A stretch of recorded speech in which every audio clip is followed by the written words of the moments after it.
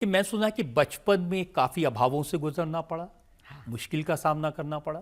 हमारे मस्ती का एक ये भी कारण है, क्योंकि हमारा जीवन बहुत अभाव में गुजरा, जीवन बहुत विचित्र संघर्ष में गुजरा। आज भी संघर्ष है और संघर्ष होना चाहिए। संघर्ष कोई बुरा नहीं है। जो मुस्कुरा रहा है निश्चित उसको दुखों ने पाला होगा। जिसके सितारे चमक रहे हैं जरूर उसके जीवन में बहुत अंधेरा रहा होगा, तब आज उजाला होगा। हमने अपनी ज़िंदगी में जो भी बचपन काल गुजारा बहुत विचित्र तरीके से गुजारा, तो कभी कभी कोशिश करते हैं कि वो बचपना ना आए बाहर, पर कोशिश करने के बाद भी वो रुकता नहीं है, वो बचपना बाहर निकल आता है। तो जीवन ऐसा था कि भोजन की भी व्यवस्था नहीं, वस्त्र की भी व्यवस्था नहीं, एक ही कपड़े में 2-2 साल रहना पड़ता था।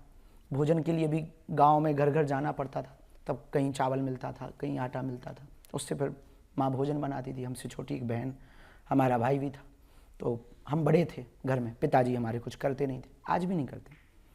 तो गांव-गांव घर-घर जाकर के जो परिस्थितियां झेली, मुसीबतें, हमें कहानी आज भी याद है कि हमारे गांव में एक हमारे पड़ोसी को ट्रैक्टर आया, तो उन्होंने हमको 1 रुपया पर दिन के हिसाब से इस बात के लिए रखा कि आप हमारे हावर्स गिनो, खेती के लिए जब ट्रैक्टर जाए तो कितने घंटे ट्रैक्टर चला है, तो आप घंटे गिनो कौन से खेत में कितने घंटे चला है। पढ़ने लिखने में थोड़े से ठीक ठाक थे, तो वही लिखाई करते, शाम को आते तो 1 का सिक्का मिलता था। उस वक्त पार्ले जी छोटा वाला आता था, फिर वो खरीद के लाते थे। 2 बिस्कुट बहन ले लेती थी, 1 बिस्कुट भाई ले लेता था, उसको खा लेते थे, दिन निकाल लेते थे।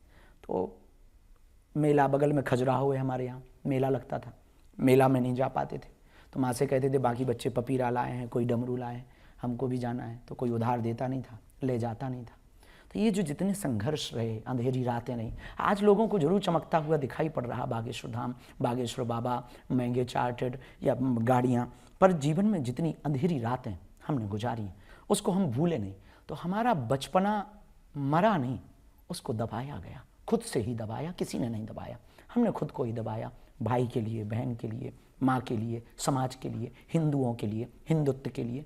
फिर अब जैसे ही यहाँ पहुँचे थोड़ा हौस आया, तो अब लगता है कभी कभी कि कोशिश करें कि वो दिन देख लें। कभी क्रिकेट खेलने का मन करता, कभी मौज मस्ती करने का मन करता, पर ऐसा कभी कोई कृत्य नहीं करते जिससे हिंदुओं को नीचा देखना पड़े।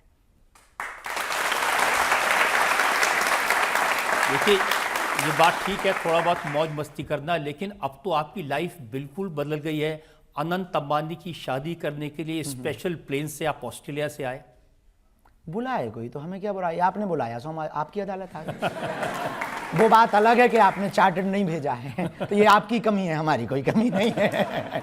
हमको तो कोई बुलाए, हम तो साधु हैं। वो बहुत प्रिय हैं, वो बहुत प्यारे। उन्होंने जो कार्य किया अभूतपूर्व किया, अपनी विवाह परंपरा को, मांगलिक काज को, उत्सव को महोत्सव बनाया और सनातन संस्कृति के साथ मनाया। इस देश में अमीर बहुत हैं, पर ऐसी अमीरी होनी चाहिए जिसमें साधु भी हो, देश का नेता भी हो, देश का अभिनेता भी हो, पर संत भी हो, महंत भी हो, आदर भी हो, सत्कार भी हो, त्योहार भी हो, उत्सव भी हो। हमें ये बात उनकी जची है और हमारे बहुत प्रिय भी है। उन्होंने कहा कि आपको आना है, और उन्होंने फ़ोन लगाया कि हम तब तक दूल्हा नहीं बनेंगे जब तक दादा कहते, तो जब तक आप आओगे नहीं। हम कहा हम ऑस्ट्रेलिया में, हमारी कथा है, कथा छूट जाएगी तो दक्षिणा भी नहीं मिलेगी, बड़ी आफत हो जाएगी। तो उन्होंने कहा कि आप टेंशन न लो, आपकी कथा पे हम भेजेंगे। तो हम चौंक गए, हमने कहा कैसे भेजेंगे। उन्होंने फिर बड़ी वाली चीड़ गाड़ी भेज दी। हमने हवाई जहाज़ का नया नाम रखा चील गाड़ी, तो उन्होंने बड़ी वाली चीड़ गाड़ी भेजी। उसमें हम बढ़िया सोते चले आए, उसी में नहाने की व्यवस्था थी। गजब की हवाई जहाज़ थी। हम तो भगवान से कह रहे कि ऐसी हर बार भेजें जो हमको बुलावें। अब आपने नहीं भेजी है, वो आपकी कमी है।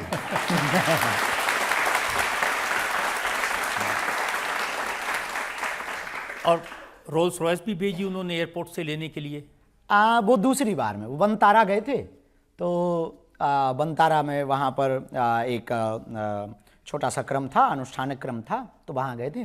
तो वहाँ पर हमने नाम सुन रखा था रोल्स रॉय पे, पर बैठे नहीं। पर सच बताएं, जितने भी है अपने बाप की कुछ भी नहीं मिलती है थोड़ी देर के मिली है मेहमान। जैसे ज़िंदगी में पूरी दुनिया मेहमान है, आती है चली जाती है, यहाँ कोई मालिक नहीं है, सब मेहमान ज़िंदगी में। ऐसे हम भी मेहमान ही हैं। वो बुलाते हैं, कुर्सी पे गुरुजी इस पे बैठ लो। लोगों की प्रसन्नता जिसमें होती है, इनकी प्रसन्नता के लिए कि इनको अगर खुशी मिल रही है, उनको इसमें खुशी मिलती है, हमको ऐसे बैठाने में। उनने देखी होगी हमारी कहानी, प्रेम बहुत करते हैं। तो हमने कहा कोई बात नहीं। अब आपने कहा तो उन्होंने रोल्स रॉय भेज दी, हमने उस पर भी बैठ के मज़ा ले लिया। उल्टा गेट खुलता है।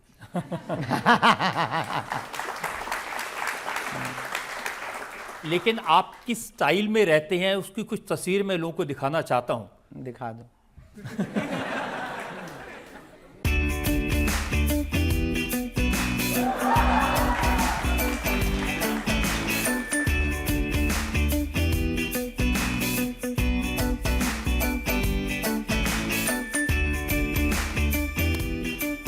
तो आपका चश्मा, आपकी जैकेट, सब कुछ ब्रांडेड है, बड़ी चर्चा होती है इसकी। नहीं, एक ही है, बाकी तो बहुत लो क्वालिटी के हैं, 60-60 रुपया वाले भी हैं, 20 वाले। कोई आता है और इन लोगों की जो हमारे प्रिय हैं, उनकी प्रसन्नता है, जो शिष्य हैं, दीक्षित शिष्य हैं, या जो बहुत प्रिय हैं, प्रेम करते हैं, ये युवान बच्चे आते हैं, गुरुजी आप एक बार ये पहन के दिखा दो, हमें खुशी होगी। हम पहन लेते हैं और हमें लगता है कि ये बुरा नहीं है। इसलिए बुरा नहीं कि हमने ना तो कभी संन्यास लिया, ना हम साधु हैं, और जब साधु नहीं है ना हमने ऐसी कोई घोषणा की, तो ये पहनना बुरा नहीं है। जब इस देश में बलात्कार करने वाला करोड़ों के मकानों में रह सकता, नाचने वाला अरबों खरबों के बंगले और गाड़ी में रह सकता, देश में गद्दारी करने वाला, घूस लेने वाला व्यक्ति इस देश में बड़े बड़े बंगलों में, बड़ी बड़ी गाड़ी में रह सकता, तो एक साधु को कोई दे दे और वो चश्मा पहन ले तो वो जी सकता है यार। ये कोई बुराई नहीं है।